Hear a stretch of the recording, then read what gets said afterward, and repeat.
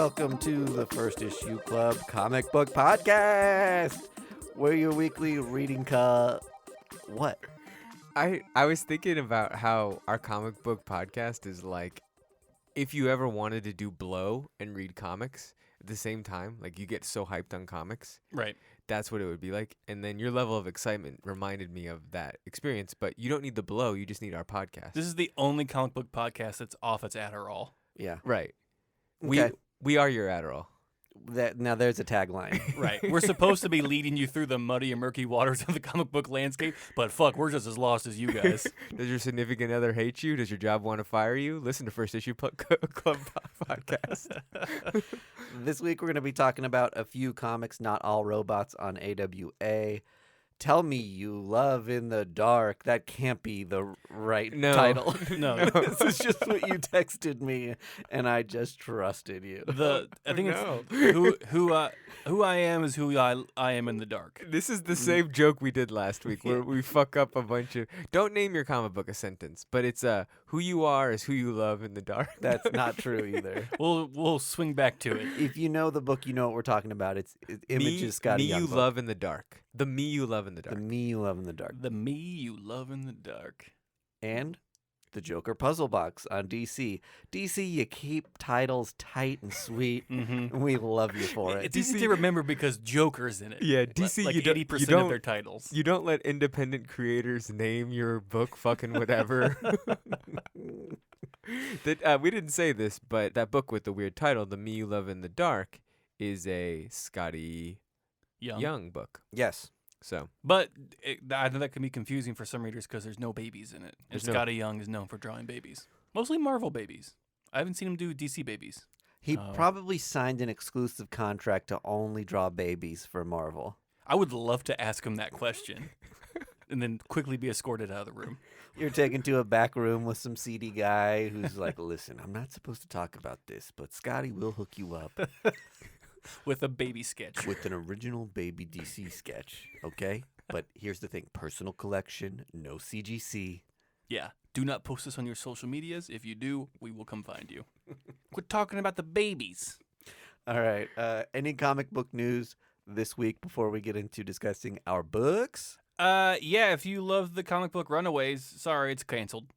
Oh, really? After 38 issues, the legacy number 100 is its last issue of this run. How about that? Yeah. whoa. It's been rumored that book, The Runaways, and Children of the Atom, that X-Men book, Yep. are both kind of on the chopping block right now with readership and kind of the vibe that Marvel's going for or like trying to gear itself towards. You know, they have Darkhold coming out and Dark Ages and Death of Doctor Strange, so some of those teen books are getting the hack. We'll have to try again with cool young teens in another year. We still got Champions. That's true. Champions is sticking it out. They are less alternative. Yeah. They're very homogenized. They're very homogenized. That's a great word for it. They're trying to do more interesting things with how Zoomer some of the other characters are and how trendy and hip they are. I Whereas feel- Champions is much more like the popular kids in school. I also feel like Miles is a teen book. Yeah, but not a team book. It's a teen book. Teen. T-E-E-N. Right, but yeah. Runaways is like a team-up teen Got book. it. I see Yeah. what you're saying. Yeah. Like, Group of teens, interrelationships. figuring it out. Yep. Romance. They probably make their own zines. Heard of it? Anyway, it's kind of a bummer. It actually kicked off in 2017 when the show started. Wait, so is and it outlived the show. I cannot believe a run of Runaways lasted anywhere near that long. This is the longest it's ever gone. Which is in the great. Runaways series. Beyond the original, Brian K. Vaughan run? which Yeah. is hailed as like an incredible run. Oh, yeah. That was during like some Marvel Dark Times too, wasn't it? Well, they weren't hitting home runs, we'll say yeah, that. it was like the Yeah. odds. Do you remember the Runaways when they were like the manga style? Yeah. Those are pretty rad too.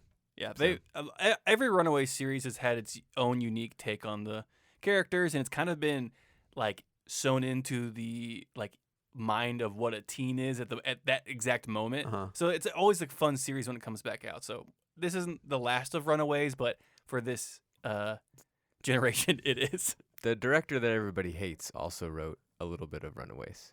Oh wow, take your pick. Yeah, there's so many. Was it the one who did the Buffy the Vampire. Yeah, what's his name? Joss. Joss. He wrote some Runaways as well. Mm-hmm. So it's a very I don't know. Well, fuck him. Yeah. Is there any other bit of news? I think really it's one of those. It's the summer dog days of comic books. Doctor Strange. They're doing a Doctor Strange Dies arc in Marvel, and Do you guys care about any of the Darkhold stuff coming up on Marvel? Not really. They did a big Darkhold thing on Marvel Agents of S.H.I.E.L.D. Oh, they cool. found it. Yeah, This was like with 5 Ghost Rider. 5 years ago. Yeah. Yes, and they introduced Ghost Rider in that, Mhm. around those seasons. I don't know. It's kind I think they're I gonna didn't lead into expect it because to- of the TV show and the movies and stuff. Yeah, I didn't expect it to come back, but maybe they're revisiting that again soon and some other stuff. Who knows? I did get reminded because Barbaric #2 is staring me in the face from your shelf. Yes. The creators of that has said that they're going to return to Barbaric in 2022 with different miniseries and one-shots from different creators throughout the comic book industry. So, if you like, So other creators I are think going to be writing stories in the Mhm. Barbaric universe? Mhm.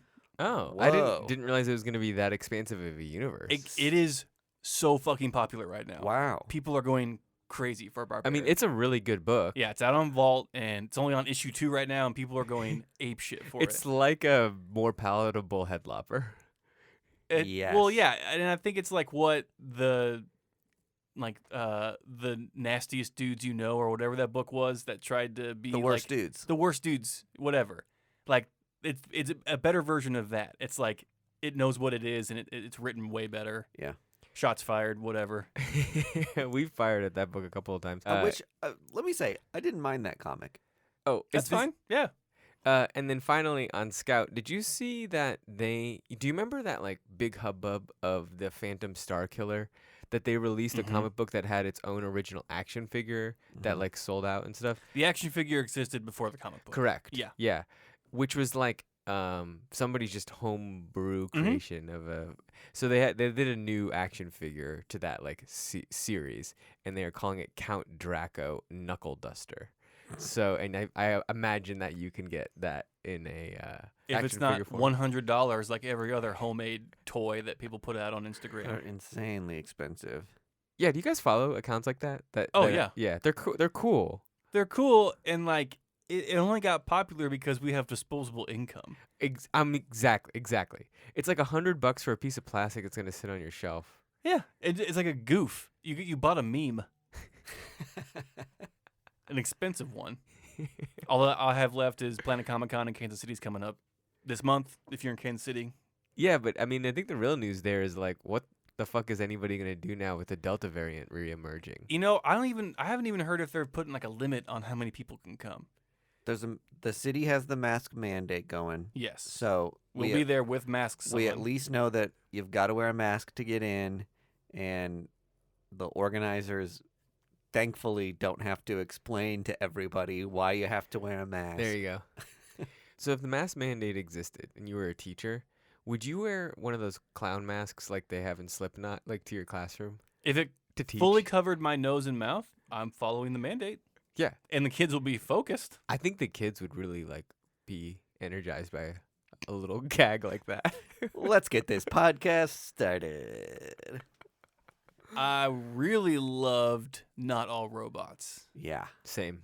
Mark Russell strikes again. He's done so many great things. Did he do Snagglepuss? He did do Snagglepuss. And then he did Second Coming. yeah. So we obviously love a lot of his work.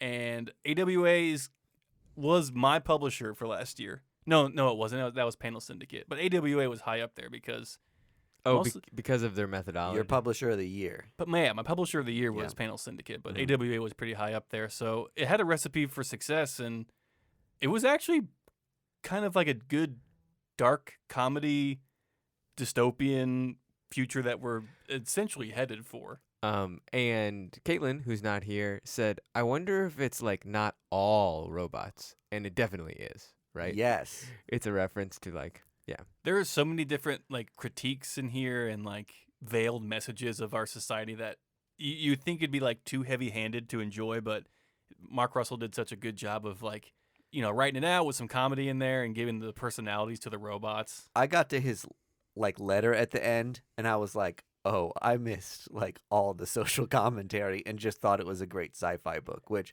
again, nod to this book for being good on its own merit, because he's saying the book is a direct reference to Not All Men, the answer to the Me Too movement. Right. Oh, I didn't read down that far. Okay. Okay, yes. Okay. He gets very into the specifics. I did not see that. The robots in this are representative of men, and how they're in control of everything, but still feel like victims.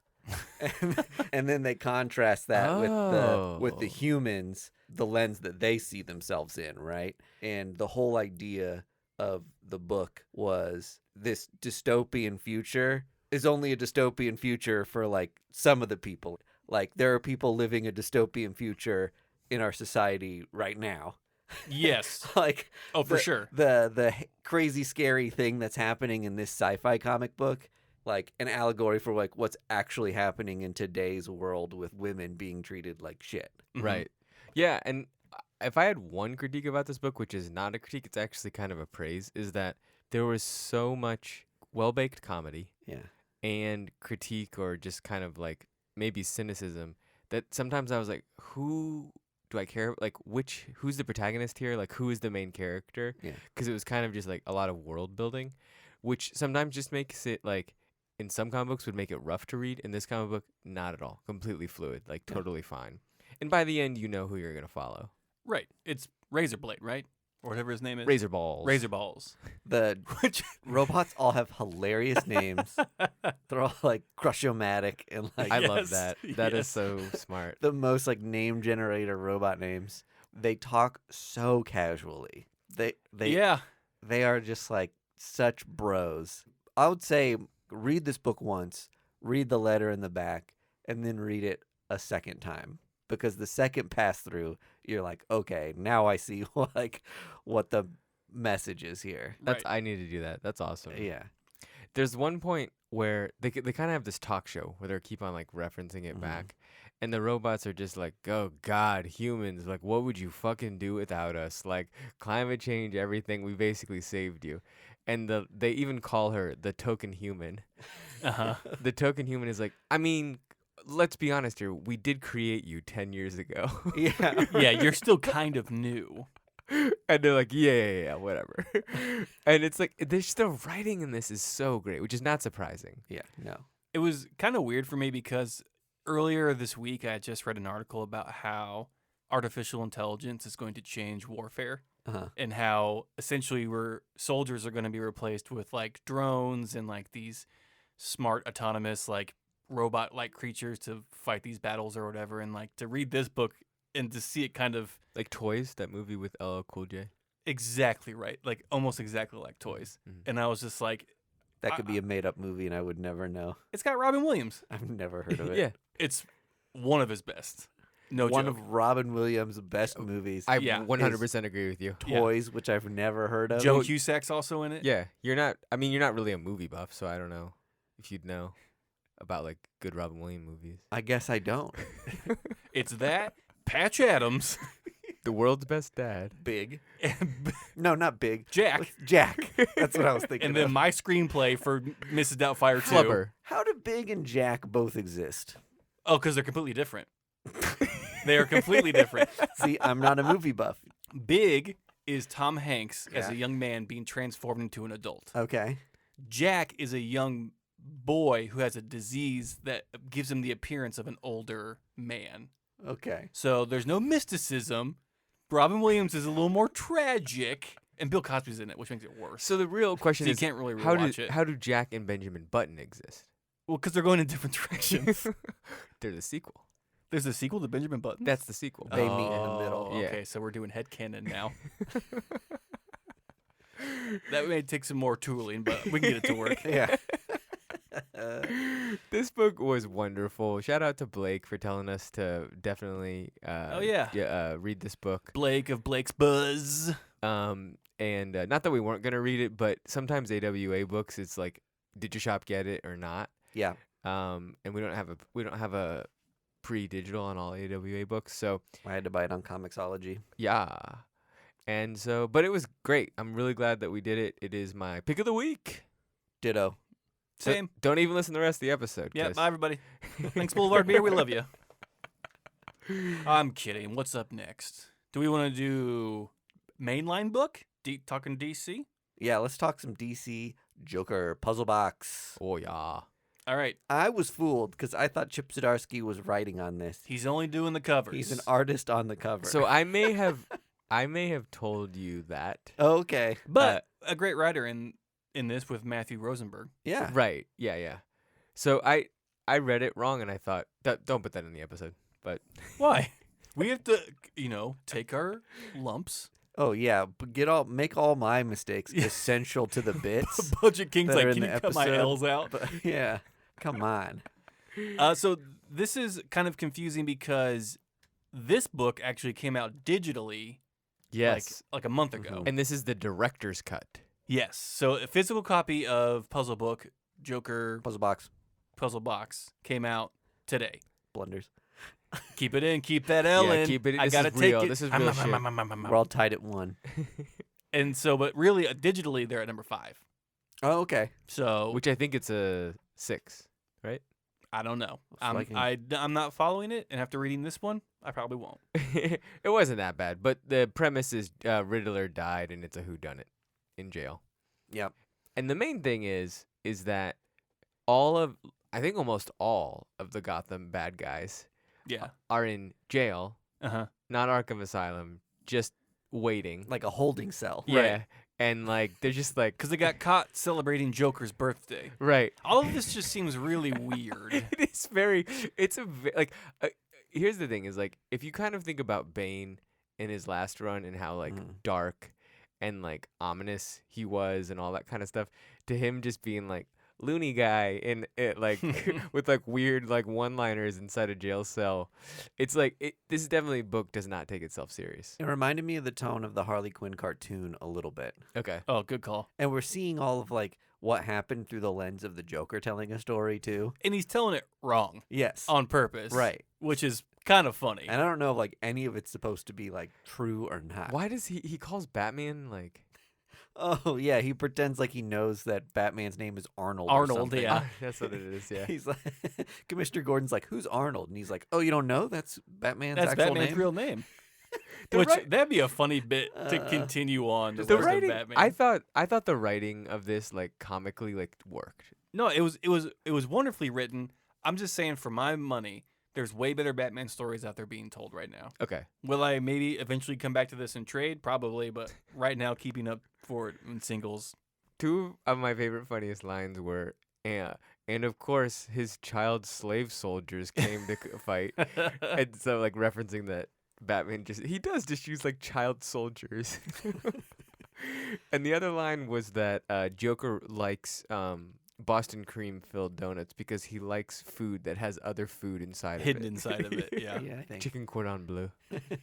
You guys ever had that? No. Yeah. What is it? I've never had it. Is it Isn't it just like fancy Is chicken? it like chicken with cheese in it? Would that mean like a grilled cheese would work for Joker because it's cheese hidden in bread? It's not hidden. Oh, that's true. Oh, so like an Uncrustable. Oh, no. Yeah, a hot pocket.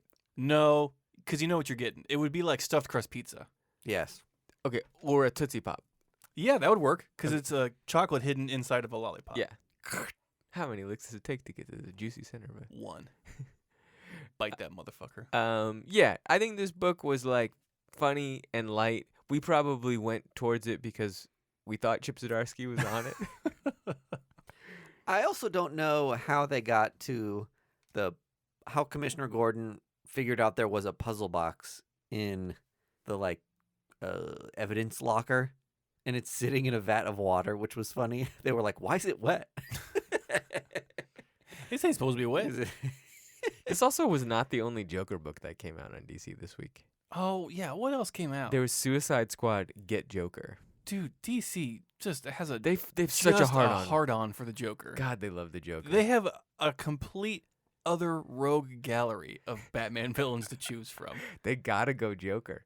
He's not even that interesting. Is the Joker the goat of comic book villains? He's the go-to.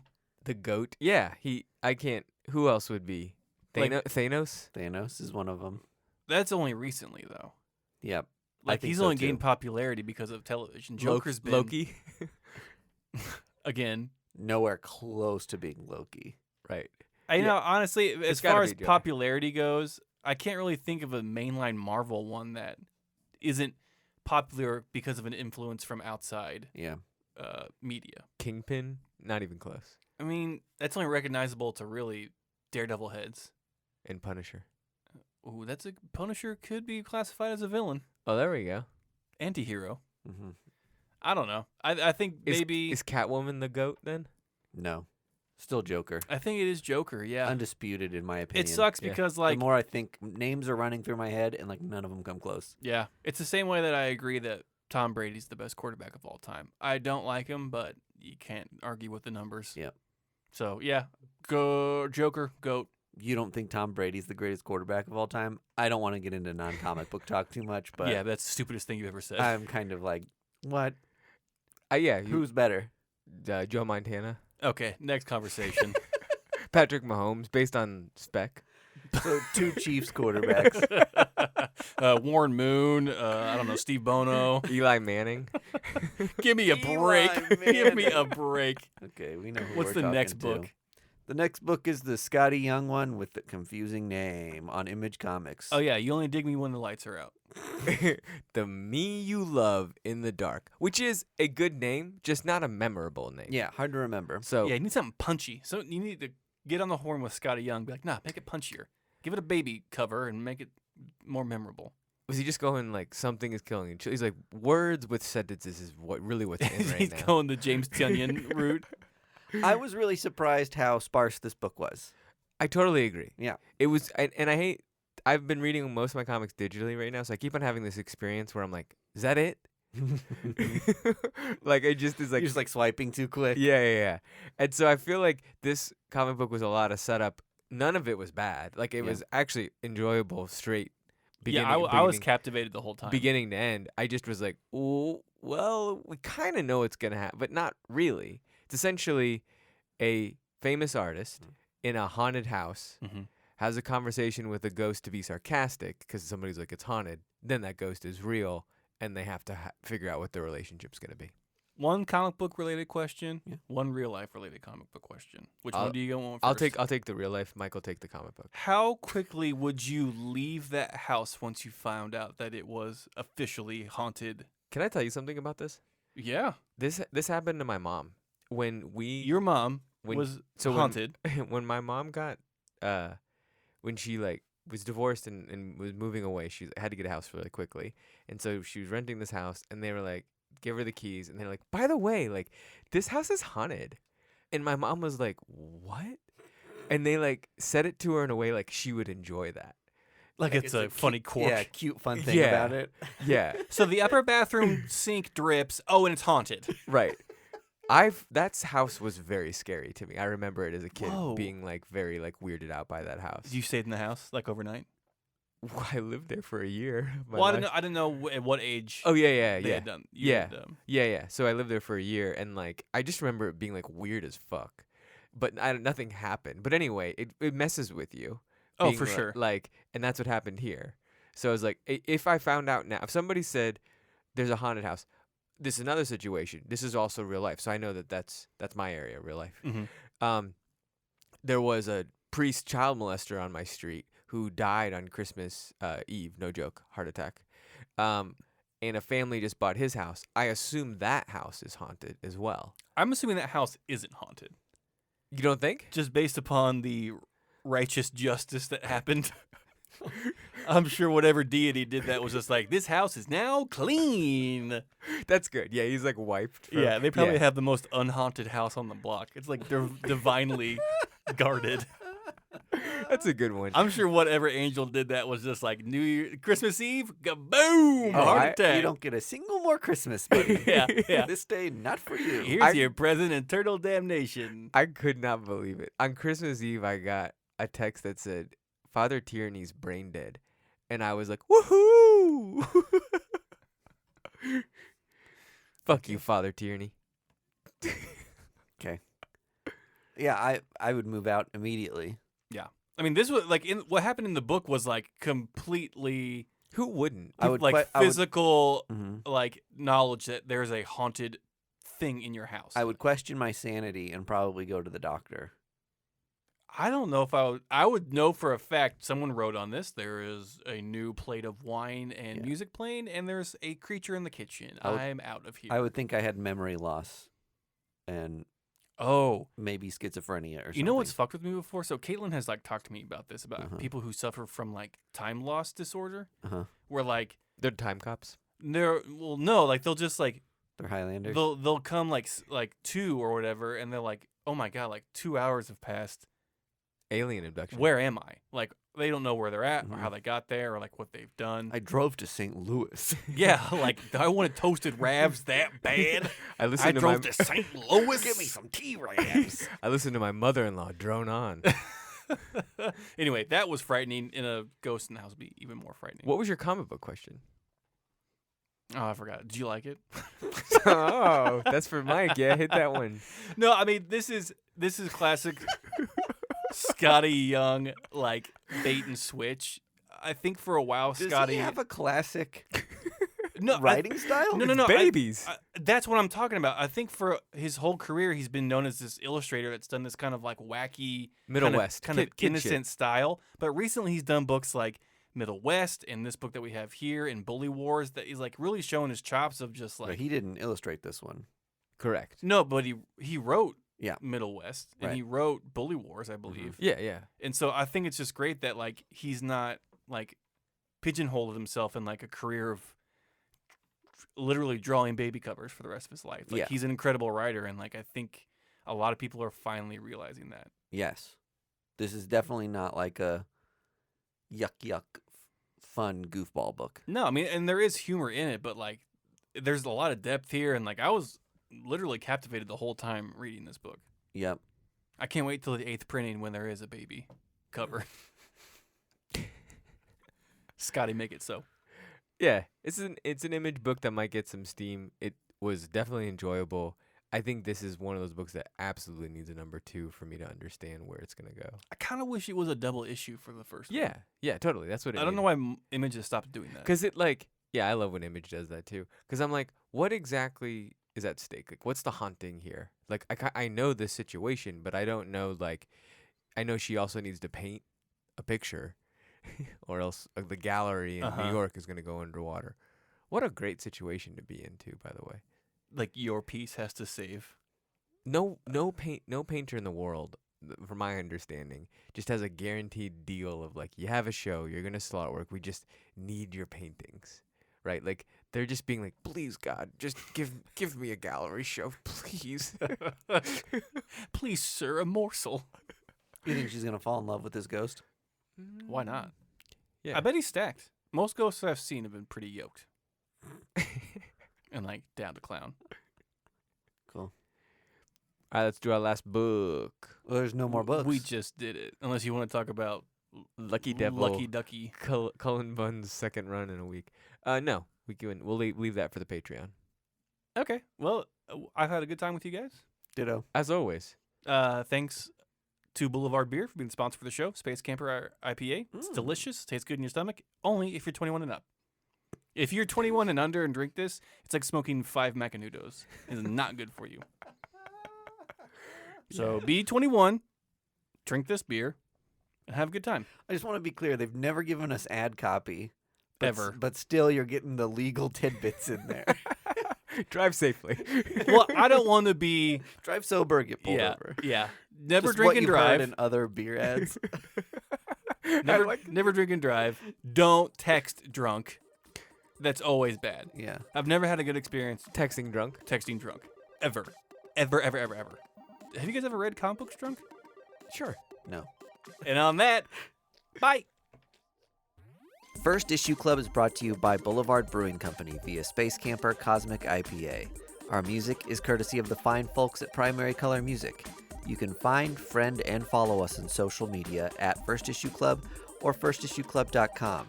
You can support First Issue Club by joining us on our Patreon for additional content at patreon.com/firstissueclub.